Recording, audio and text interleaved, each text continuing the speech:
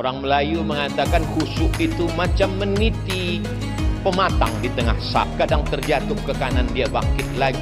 Kadang terlepas kaki ke kiri, dia tegak kembali. Begitulah menjaga kekhusyuan.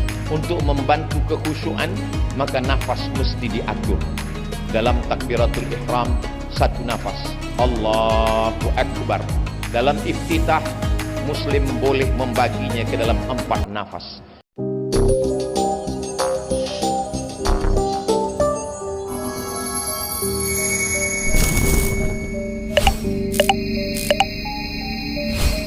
Assalamualaikum warahmatullahi wabarakatuh.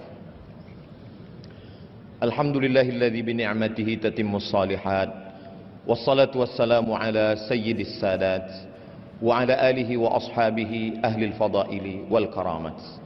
Allahumma 'allimna ma yanfa'una wanfa'na bima 'allamtana innaka antal alimul hakim. Rabbi shrah li sadri wa yassir li amri wahlul 'uqdatam min lisani yafqahu qawli. Allahumma shalli wa sallim ala sayyidina Muhammad wa ala alihi wa ashabihi wa man tabi'ahum bi ihsanin ila yaumiddin, amma ba'd. Menghadap ke hadapan majlis ke bawah duli yang maha mulia Paduka Sri Baginda Sultan Haji Hasan Al-Bolkiah Mu'izzuddin wad Daulah Ibni Almarhum Sultan Haji Omar Ali Saifuddin Sa'dul Khairi wad Din Sultan dan yang di-Pertuan Negara Brunei Darussalam. Ampun beribu-ribu ampun. Dengan segala penuh hormat serta ta'zim, hamba ke bawah duli Tuan Patik menjunjung limpah kurnia perkenan ke bawah duli Tuan Patik bagi menyampaikan ceramah ini kepada para hadirin dan hadirat di majlis sambutan Isra dan Mi'raj peringkat negara bagi tahun 1446 Hijrah dengan menggunakan bahasa biasa dalam ceramah yang akan hamba ke bawah duli Tuan Patik sampaikan ini. Tajuk yang dilimpahkan kepada Patik adalah sembahyang mencerdaskan minda. Apakah betul sembahyang itu boleh mencerdaskan minda? Maka syarat orang yang sembahyang mesti ada minda, baligh, berakal. Walaupun dia baligh, umur sampai, tapi kalau tidak berakal maka dia tidak wajib sembahyang. Rufi'al qalamu an thalathatin. Ada 3 jenis manusia yang amalannya tidak dicatat. Malaikat tidak menulis amal dia. Anis sabiyi hatta yahtalim, anak kecil hingga dia akil baligh. Anin naim hatta yastayqis, orang tidur hingga dia terjaga. Anil majnun hatta yafiq, orang gila hingga dia sihat daripada penyakitnya. Ketiga-tiga manusia ini tidak wajib sembahyang, sebab tiada minda yang boleh dia pakai untuk mengingat Allah Subhanahu wa ta'ala. Orang Arab menggunakan untuk minda ini, mereka kata menggunakan 3 huruf, aqala. Ketika mereka menggunakan kain penutup kepala, mereka takut kain itu terbang dihembus angin, maka kain itu diikat dengan satu tali. Mereka menyebut tali pengikat itu sebagai iqal. Iqal dari kata akal. Akal mengikat. Kenapa akal itu disebut mengikat? Kerana dia mengikat hawa nafsu. Maka dalam pepatah Melayu dikatakan, manusia dipegang cakapnya, sedangkan haiwan dipegang talinya. Bila ada orang yang cakap tiada berdasar daripada minda yang sihat, maka dia perlu diikat dengan tali. Orang Melayu mengatakan bahawa akal sebagai alat pengukur.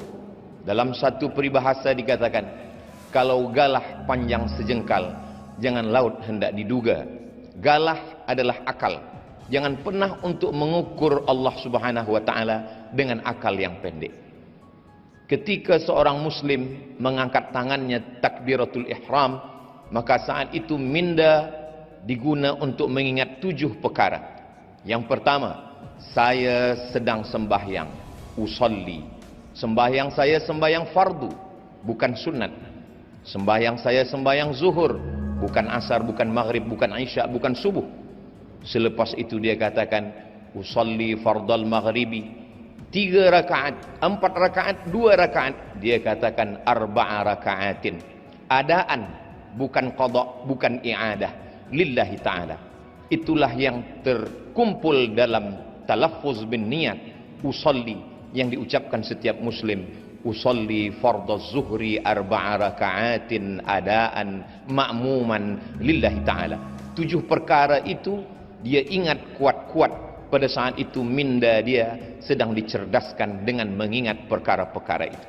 Jika ada seorang muslim kerana sibuk dengan sosial media, dengan televisi, kemudian dia lupa mengingat sesuatu, lalu dia angkat takbiratul ihram, maka sepakat semua mazhab batallah solatnya.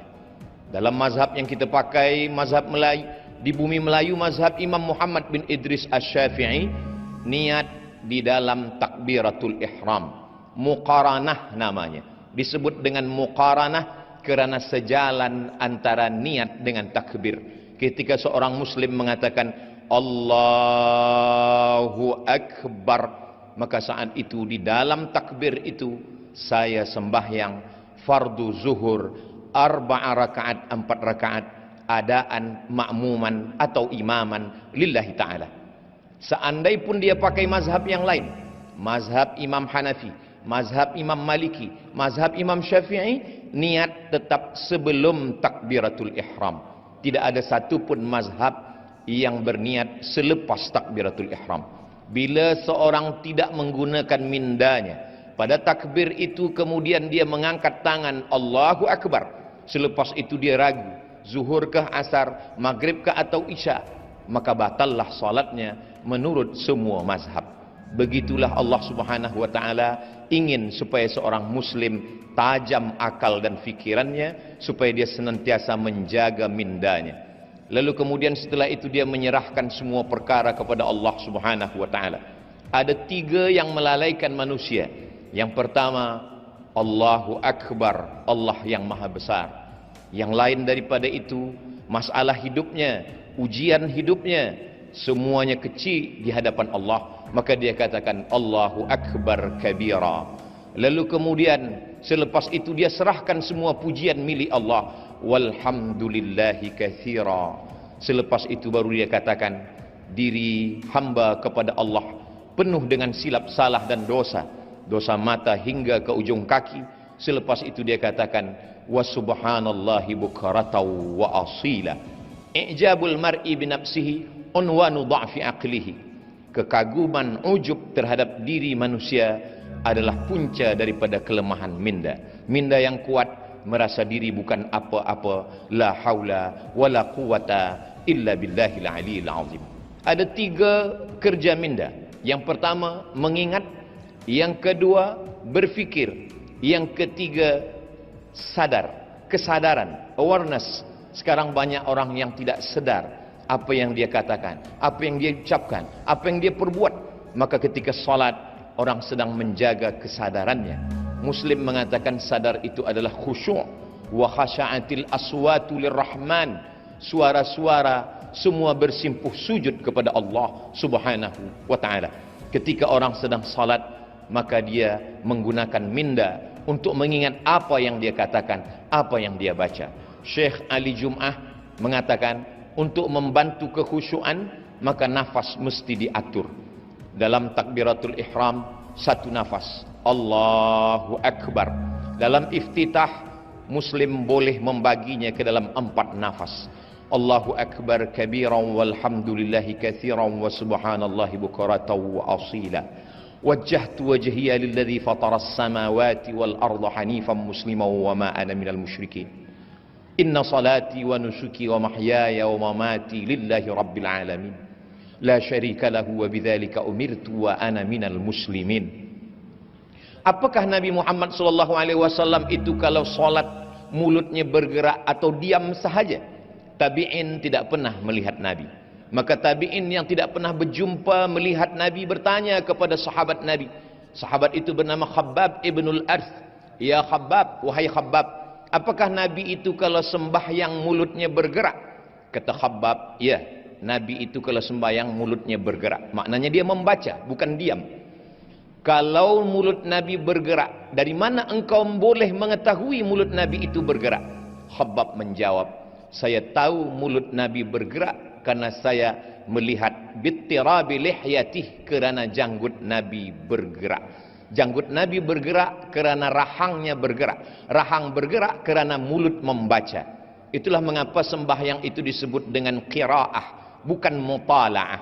Kalau membaca di dalam hati, bahasa Arabnya mutala'ah. Tapi kalau membaca dengan mulut berbunyi, maka disebut dengan qiraah. Apakah bersuara atau tidak? Kalau suara kita didengar orang lain, namanya waswasa. Alladzi waswisu, berbisik. Tapi kalau suara itu hanya didengar oleh kita sendiri, maka disebut dengan hamsah. Maka saat membaca itu, seorang muslim mengeluarkan suara, tapi seagak-agak hamsah, hanya telinganya saja yang mendengar. Allahu akbar kabira, walhamdulillahi katsira, wa subhanallahi bukratan wa asila. Ketika sedang salat, seorang muslim yang miskin, dia sedang dinaikkan darjahnya ke tempat yang tinggi. Seorang muslim yang kaya, dia sedang disedarkan dirinya bahwa dia tiada punya apa-apa. Saat itu dia sedang berkata, inna salati wa nusuki wa mahyaya wa mamati lillahi rabbil alamin. Kemana dia menghadap?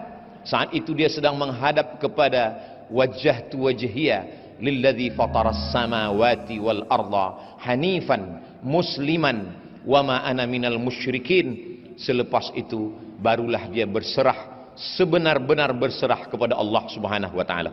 Semua yang mengganggu dalam hati, dalam fikiran, dalam bisikan telinga, dalam lintasan hati, dia halau. Semua itu dia halau dengan ta'awuz. Dalam mazhab Syafi'i, ta'awuz, a'udzubillah, diucapkan dalam setiap rakaat. Kalau salat zuhur 4 kali ta'awuz. A'udzubillahi minasyaitonir rajim. Mengamalkan firman Allah, idza qara'tal Qur'an, kalau engkau membaca Al-Quran, fasta'iz billah, mintalah perlindungan kepada Allah Subhanahu wa taala. Manusia senantiasa merasa takut, merasa cemas, merasa sendiri, maka pada saat itu dia sedang merasa besar. Saya bersama dengan Allah. A'udzubillah minasyaitonir rajim. Setelah itu barulah dia sadarkan dirinya bahwa dia dalam rahmat kasih sayang Allah.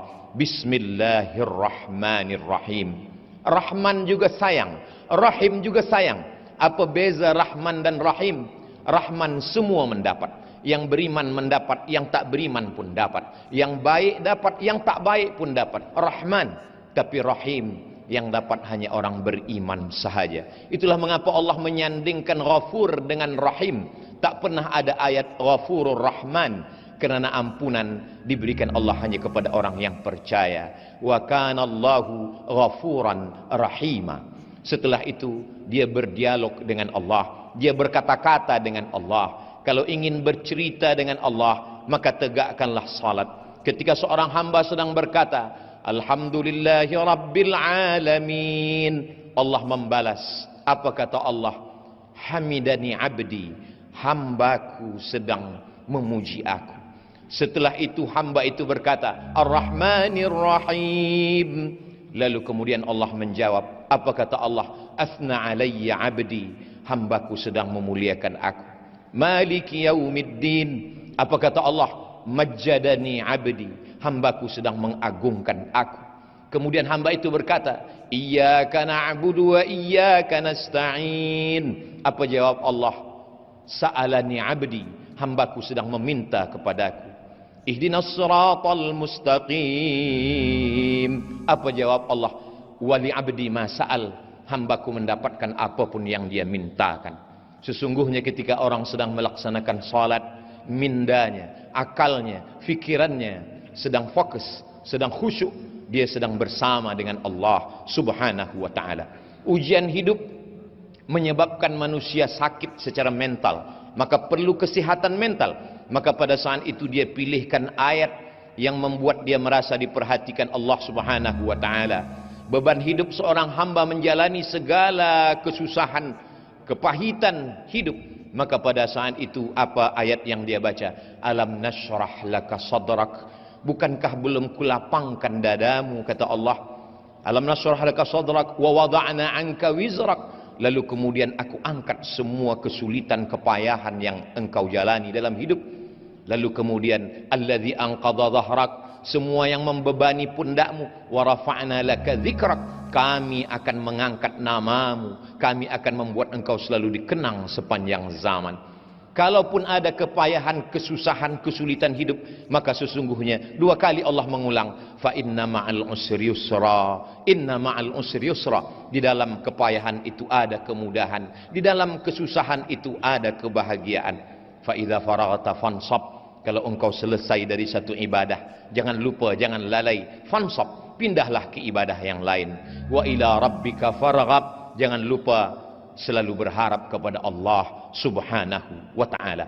Setelah itu dia pun salah, diambil dari kata salah. Salah maknanya tulang belakang yang membengkok dan membungkuk. Salah maknanya membengkokkan tulang belakang menghadap Allah. Saat itu seorang hamba membungkuk kepada Allah dan dia berkata, subhana rabbiyal azimi wa bihamdih. Selepas itu dia angkat kepalanya dan berkata, sami'allahu liman hamidah. Selepas tulang belakang itu lurus kembali, lalu dia ucapkan dalam mazhab Syafi'i, Rabbana lakal hamdu mil'us samawati wa mil'ul ardi wa mil'u ma syi'ta min syai'im ba'du. Selepas itu 7 anggota badannya dia lekatkan ke tanah, 2 ujung kaki, 2 lutut, 2 tapak tangan, 1 kening. Di saat itu dia berkata, subhana rabbiyal a'la wa bihamdih. Apa kata Nabi SAW? Aqrabu ma yakunul abdu min rabbihi wa huwa sajid.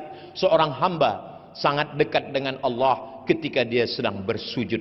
Disitulah letak keadilan Allah. Seandainya Nabi mengatakan orang paling dekat dengan Allah ketika dia di Makkah, menangislah orang miskin. Bagaimana dia boleh sampai ke Baitullah? Seandainya Nabi mengatakan orang paling dekat dengan Allah ketika dia sedang di padang Arafah, betapa orang susah tak mendapatkan kemuliaan itu.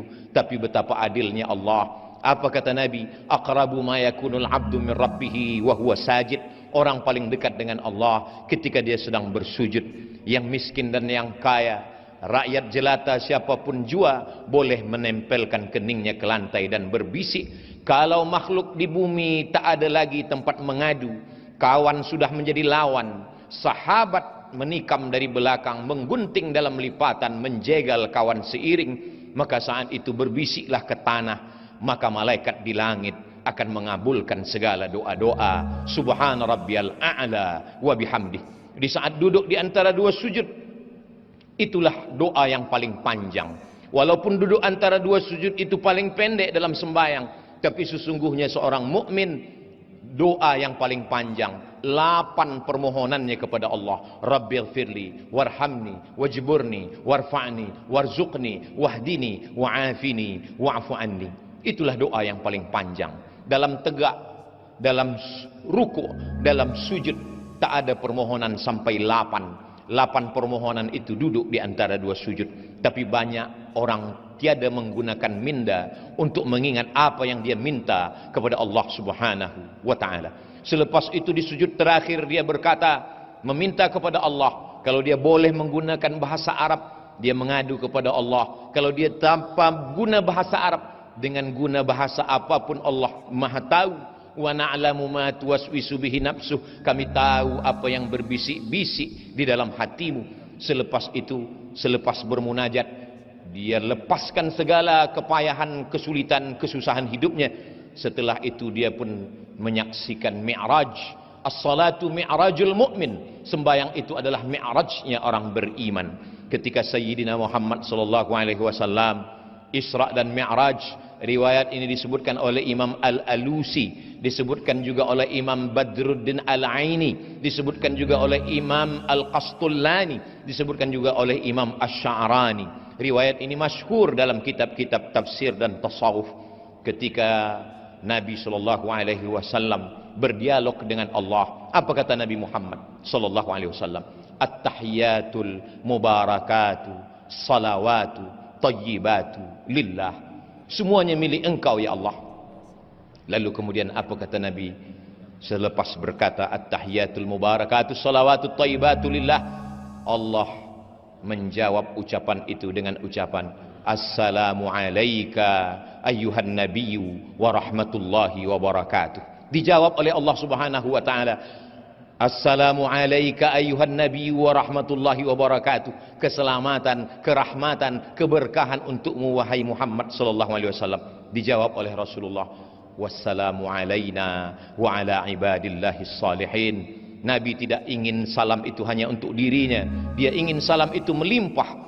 Wassalamu alaina wa ala ibadillahis salihin. Setelah itu semua malaikat-malaikat bersyahadat, asyhadu an la ilaha illallah wa asyhadu anna Muhammadan Rasulullah. Itu hanya dapat difahami oleh orang yang mindanya hidup, mindanya cerdas. Setiap hari dilatih, dibiasakan. Pada saat itu dia sedang bersama dengan Allah Subhanahu wa taala. Kun ma'allah, hendaklah engkau bersama dengan Allah. Illam takun ma'allah, kalau bukan bersama dengan Allah, bersamalah dengan orang-orang yang ketika engkau bersama dengan mereka, hatimu sejuk, selalu berasa bersama dengan Allah Subhanahu wa taala. Andai dia cukup dengan salawat Ibrahimiyah, dengan menyertakan nama Nabi Ibrahim, kama barakta ala Ibrahim wa ala ali Ibrahim fil alamin innaka Hamidum Majid.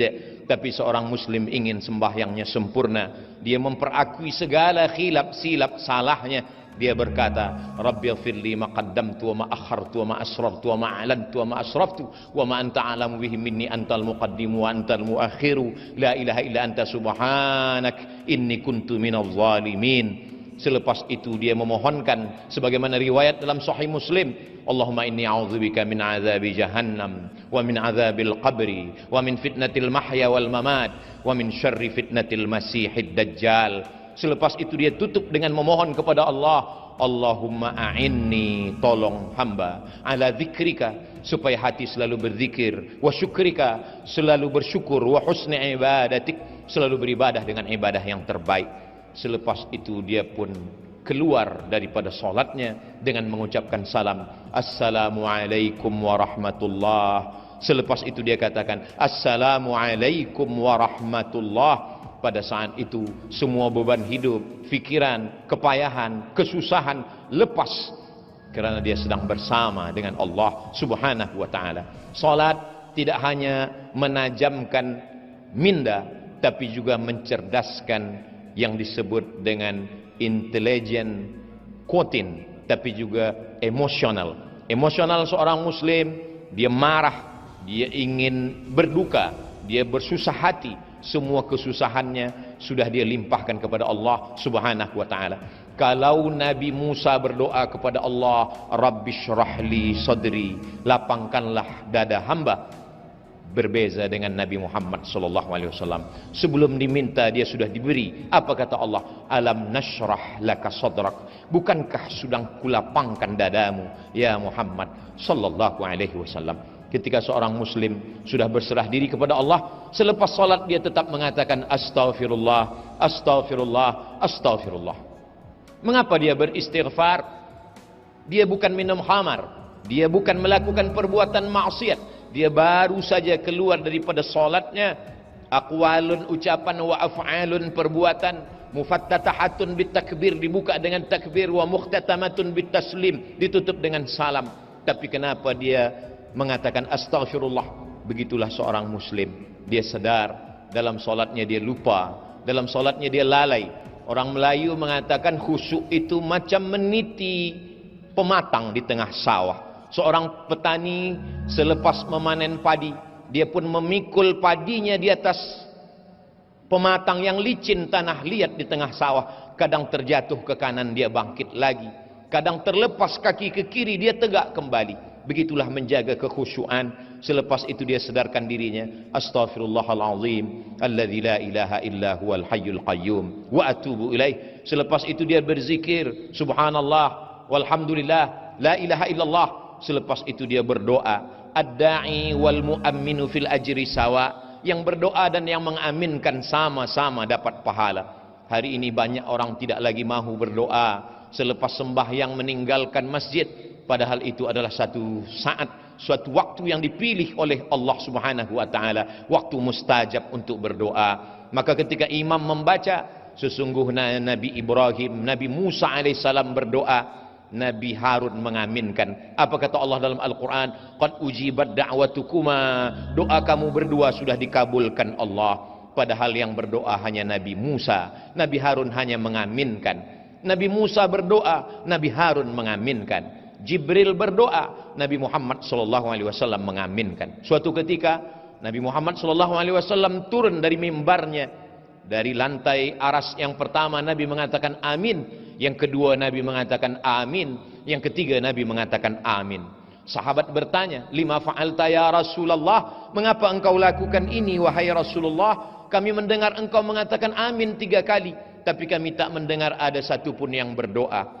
Nabi Muhammad SAW mengatakan, saya baru saja mendengar malaikat Jibril berdoa, 3 doa Jibril. Bu'adan liman adraka Ramadan falam yughfarlah. Celakalah orang yang berjumpa dengan Ramadan tapi tidak diampunkan dosanya. Maka Nabi Muhammad SAW mengatakan amin. Yang kedua, bu'adan liman adraka walidahul kibara ahaduhuma aw kilahuma falam yudkhilahul jannah. Binasalah orang yang berjumpa dengan ayah ibunya tapi dia tidak berbakti kepada mereka berdua sehingga dia tidak masuk surga. Maka Nabi mengatakan amin. Yang ketiga, bu'dan liman dzukirta walam yusalli alaika. Celakalah orang yang ketika disebut namamu tapi dia tidak mahu berselawat kepadamu. Allahumma salli ala Sayyidina Muhammad wa ala ali Sayyidina Muhammad. Nabi mengatakan amin. Itulah dalil para ulama kita mengaminkan doa para imam. Dan ketika kita berzikir, malaikat-malaikat memanggil malaikat yang lain, halummu ila hajatikum. Wahai malaikat yang lain, marilah kemari. Inilah yang kamu cari, majlis-majlis zikir. Selepas berzikir dan berdoa, lalu kemudian semua malaikat-malaikat itu berkata, qumu maghfuran lakum, tegaklah berdiri, kamu semua sudah diampunkan Allah Subhanahu wa taala. Keluar dari masjid, semua mengucapkan doa, Allahumma inni as'aluka min fadlik. Kenapa ketika masuk masjid Allahumma ftahli abwaaba rahmatik? Kerana di dalam masjid malaikat sudah menunggu dengan doanya, Allahumma firlahu warhamhu, Allahumma firlahu warhamhu, curahkan rahmatmu untuk mereka. Tapi ketika manakala keluar dari masjid, kita meminta Allahumma inni as'aluka min fadlik, kita minta rezeki karunia Allah. Kerana di luar masjid mencari rezeki. Idza qudiyatis salah, kalau salat sudah dilaksanakan, fantashiru fil ard, bertebaranlah di atas muka bumi, wabtaghu min fadlillah, carilah karunia Allah. Orang yang mencari karunia Allah adalah manusia dengan minda yang cerdas selepas dia bermunajat, berdoa kepada Allah Subhanahu wa taala. Semakin banyak ibadah, semakin lama solat khusyuk, semakin cerdas fikiran, akal, budi manusia, karena dia sedang bersama dengan Allah dan dia sedang mengucapkan salam di hadapan Rasulullah. Assalamu alayka ayyuhan nabiyyu wa rahmatullahi wa barakatuh. Ampun beribu-ribu ampun.